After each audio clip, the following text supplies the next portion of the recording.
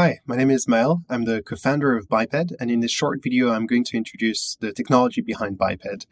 One of the first questions you might be wondering is why do we use cameras instead of the standard ultrasounds or laser sensors that are on the market?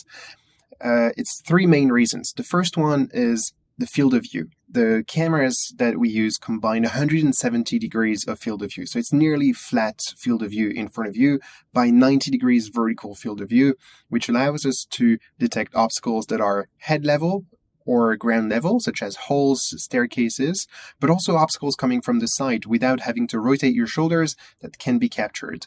There is a background video running right now that shows a bus stop with a bus on the right, a bus stop on the left, and a couple of pedestrians that are located in front. And we can film basically the whole scene all at once, up to 15 meters. So that would be about 50 feet distance, day and night.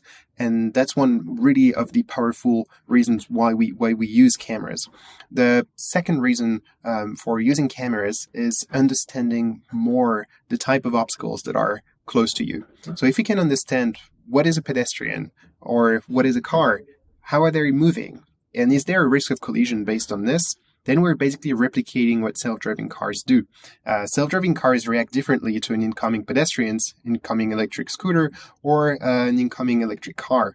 The reason why we use cameras is also to be able to replicate this knowledge of movement analysis and of trajectory estimation, but at the pedestrian level. So we partnered with the research institute from Honda in Germany, and we are able to say that at a specific moment, there is a pedestrian in front of you, that this pedestrian is actually moving closer to you, and that there is a potential risk of collision between your two trajectories. And that's the rule that we apply to say whether you should get a warning for a specific type of obstacle or not. It's all based on trajectories, just not on the fact that it's less than 2 meters, for example. If I take a very concrete example, if you're walking on a sidewalk and there are a couple of cars that are parked on your left, there's a building on your right. If you have an ultrasound sensor clipped to your cane, it might detect obstacles on the left and on the right. And then if you add a pedestrian in front of you, then it's going to vibrate or detect obstacles all the time. The idea of using cameras here is that we can really focus on the fact that you're walking straight, so there is no obstacle on the left, there is no obstacle on the right, and if that person in front of you is walking a bit faster than you, then there is no obstacle again in front of you. And so the biped device leaves your ears entirely free in that case. The final reason why we use cameras is to be able to provide state-of-the-art scene description.